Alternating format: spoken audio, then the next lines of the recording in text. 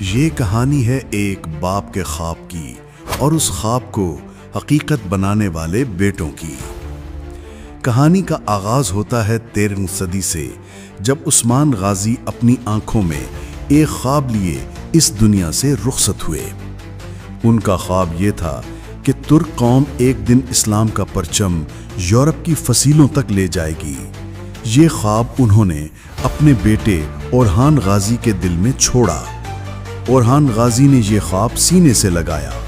وہ جانتے تھے کہ زندگی ایک دن ختم ہو جاتی ہے، لیکن خواب زندہ رہتے ہیں، اور خواب کو حقیقت میں بدلنے والے بیٹے ہوتے ہیں۔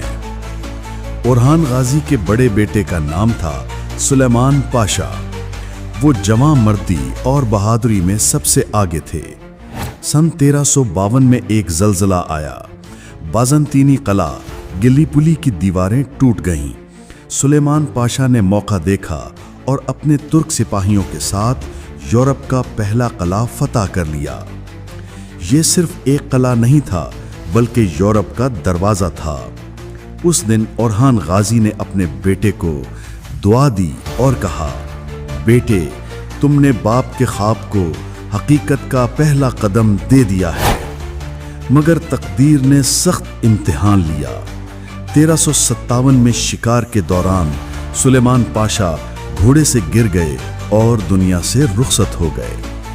اس دن اناطولیہ کے ترک قبائل کے دل رو پڑے۔ اورحان غازی نے آنکھوں میں آنسو بھر کر کہا، میں نے صرف بیٹا نہیں کھویا، بلکہ سلطنت کا بازو ٹوٹ گیا ہے۔ سلیمان پاشا کے بعد اورحان غازی کے دوسرے بیٹے مراد اول نے میدان سنبھالا۔ 1362 میں اورحان غازی دنیا سے رخصت ہوئے اور سلطنت کی باغ ڈور مراد اول کے ہاتھ آئی۔ مراد اول نے دارالحکومت کو ادرنا منتقل کیا۔ یہ صرف ایک شہر کی تبدیلی نہیں تھی، بلکہ اعلان تھا کہ ترک اب ایشیا سے نکل کر یورپ میں جم گئے ہیں۔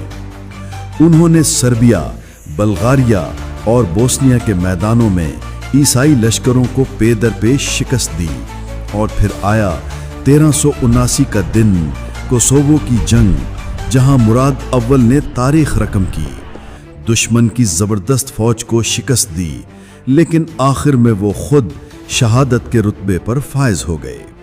ان کے آخری الفاظ تھے، میری زندگی ختم ہو گئی، مگر سلطنت کی زندگی اب شروع ہوئی ہے۔ اورحان غازی کے ایک اور بیٹے خلیل بھی تھے۔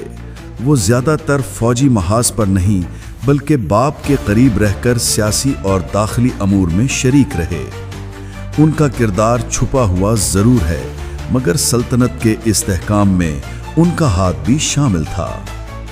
اورحان غازی کا خواب یہ نہیں تھا کہ صرف ایک سلطنت بنے، بلکہ ایک ملت ابھرے جو صدیوں تک اسلام کا پرچم بلند رکھے۔